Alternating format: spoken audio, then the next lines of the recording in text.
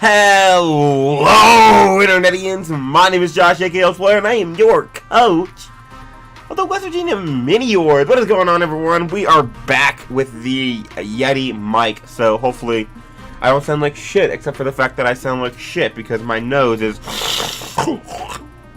So, you're welcome for that noise in your ears. Now then, let us move on. We are here for ICBA 6, week 6, which is really late because...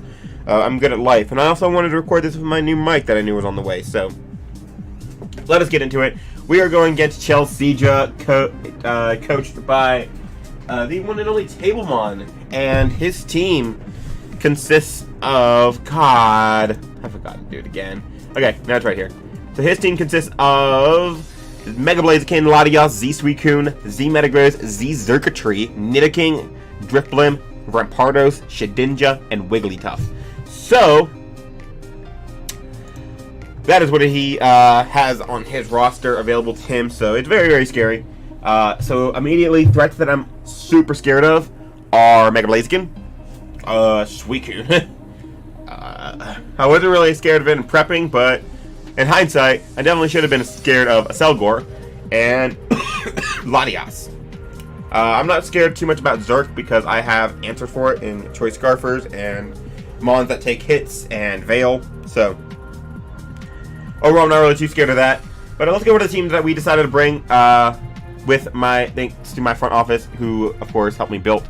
We have a Greninja. So Greninja is the first one on the team, mainly due to the fact that it's Greninja and it kills everything that has ever moved ever in the history of ever. So Greninja is really, really nice as it can just generally be a nuisance to his entire team. He does not have really good switch-ins for Dark Water Stab. The only thing he does have is a Suicune, and because, like I said, I'm scared of Vincoon, I'm scared of Crocoon, I'm scared of Roarcoon, I'm scared of every Suicune, I have Taunt to shut that down. And with the investment, I take Scalds really, really well, and I'm not scared of that thing decides to set up on me. So I can constantly taunt it and keep it from doing any of the sorts of annoying things that Suicune can do, and I can just shut it down and hopefully beat it. Water Shuriken is really nice, as well as Surge, because his water switch-ins are generally not very good. Water Shuriken is good for picking off stuff like Weakened Xurkitree, a Mega Blaziken, as long as it doesn't have Vacuum Wave or anything, so it's very, very nice. Now, I have a Splash Plate because I want to boost my Water-type moves. I don't want to be weakened during this because, like I said, I'm going to be using this to switch into Suicune, or be taking Scald hits from Suicune, so I don't really want this thing taking too much damage. And I feel like having my Water Shuriken boosted is the most important to me, so... the next one we have is a Alola Ninetales. It's a Alola Ninetales. How many times do we have to go over the fact that I love Alola Ninetales? Because it brings up Veil, and it keeps me in the win. By the way, we are 5-0, and we are looking to be 6-0. Look at us being undefeated. So, standard stuff that I've been bringing: Freeze Dry, Moonblast, Aurora Veil. And the last move, of course, I have Foul Play, just so I can stop set up Tweebers and everything. I'm modest because of his speed tiers. Nothing too exciting about Alola Ninetales. So we have Xatu, and Xatu's to keep hazards from going up on my side as much as possible. I have Rocky Helmet, so I can stop... What specific Mon was I trying to stop? I was trying to stop one specific Mon from constantly stacking, putting up hazards on me. It was Metagross. So I thought Metagross would be one of his generic, or general best rockers versus me. So that's where that comes from. But I Rocky Helmet, I have a lot of speed, just so I can outspeed stuff like Xurkitree and the like. But mainly, I believe I'm outspeeding a base 90. So, base 90 being the, it's not Xurkitree, it's something faster than Xurkitree. It is the nothing. Great. I know I outspeed the Nidoking and the Suicune, which is nice. But I have Psychic and Foul Play just for general hitting stuff. Psychic, of course, is a good stab, and helps me with Nidoking, which I outspeed and take a hit from. 1. And then Foul Play is there for Metagross. And then U-turn for Momentum. And then we have Kartana, which is looking to be a really good breaker this match. So I have sub 3 attacks. So sub is really nice because the idea is that when he comes in on this with Mega Blaziken, as he goes for Protect to get a speed boost, I can sub on that, and then Psyche Z and blow his ass away. So, very, very nice. Leaf Blade knockoff, Psycho Cut, nothing really too crazy there. Knockoff is there for the Metagross, knockoff is there for the Mega Latios, Leaf Blade is there for General Stab, Psycho Cut is there for the Nidoking, as well as the Mega Blaziken. Then we have Slowbro, because Mega Blaziken's a threat, so we have a physically defensive Slowbro, because of course. Skull, Psychic, And Side Shock, pretty, not self-explanatory stuff. I have Side Shock there to hit stuff on the physical side, hit Suicune Ardor, Scald for general stat, flag off to stay healthy, and then Calm Mind, because I didn't really need a last move. And I figured Calm Mind was really, really nice, because I could Calm Mind up versus the Suicune and beat it 1v1, which is very nice, unless it's Vincoon, in which case F. So that's why Slowbro is there. And then finally we have Cherry Scarf Crocodile with Rocks. Rocks is the only mon that I can fit on there with Rocks. I have Dual Stab because it's Dual Stab and it's just really good against him. Pursuit to weaken Metagross Pursuit to weaken the Latias. And then I have, well, anything that Pursuit can weaken. And then it's also here as a good check to the Circuitry, which is very nice. And as you can see in the background, we are on Showdown this week. So let me talk about this. So we were doing really nice, not gonna lie. We were having a good time on Wi-Fi, and the match was decided. It was decided at that point. Like we already knew who was gonna win. But it was the last couple turns, and we DC'd, and specifically, I DC'd. So yeah, I completely went offline. Could not get back online for like the longest time. So I was really annoyed. So because we had already decided that he was done, I asked him to pass me his team, and I told him how to recreate on Showdown and send him the link later. So this is where that comes from.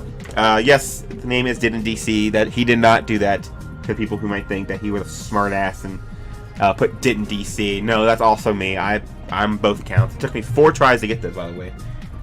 Spoiler alert: Scald was clicked a couple times, so I had to make sure that the burns that were burnt had to be burnt, and then the burns that weren't burnt did not get burned. So that's always fun, isn't it? Isn't it?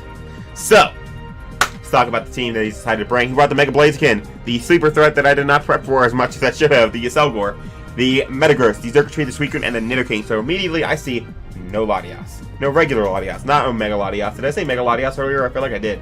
No regular Latias. There's no Drift Blame, Rampardo, Shedinja, or Wigglytuff. Nothing really too surprising on that part. Just no. The only thing that was really surprising was no Latias, which is of course nice. So, looking at this team, help. So looking at this team, I immediately realized that Chelseadra is a huge threat, whether it's Life Orb, whether it's Spike's Lead, whether it's Final Gambit. All very annoying. I slightly with my Alolan Ninetales because it can get a Veil, and nothing really scares me too much. I can act accordingly. I feel like Alolan Ninetales is the one thing that allows me to act accordingly versus anything that isn't act accordingly versus anything. I feel like if I lead Greninja, then I'm not going to be able to do anything anyway. Like, I'm going to have a good matchup versus like 1 or 2 Mons, but Alolan Ninetales gives me the best possible chance to have a good matchup, basically, or good lead matchup. So I'm going to lead Alolan Ninetales lead with the Chelseadra, and immediately I'm going to be scared because this Chelseadra is very strong, and I don't want spikes up on my side, and I also don't want to lose my Alolan Ninetales turn 1 to a Final Gambit. So I'm going to switch out of there to my Xatu, which is the least useful mon on my team, as he goes for Sludge Bomb, revealing that he's Life Orb and scaring me shitless, because now I have to sack off a Pokemon, and it has to be the Xatu to the Life Orb Bug Buzz on the next turn. However, I do know that my Crocodile can kill this thing with a knockoff, so I'm going to go to that and click knockoff as he goes into Suicune, and I knew that he was doubling into a Chelseadra. So, because I knew that, I'm going to be a bitch and go to Greninja anyway, because I didn't make the call. I knew it was happening, but I didn't, do anything about it. So I now have to throw away my Greninja, because I also still don't have a switch into this, and my Greninja is the most useless mon, because my Slowbro still beats Suicune, so I'm already doing really bad.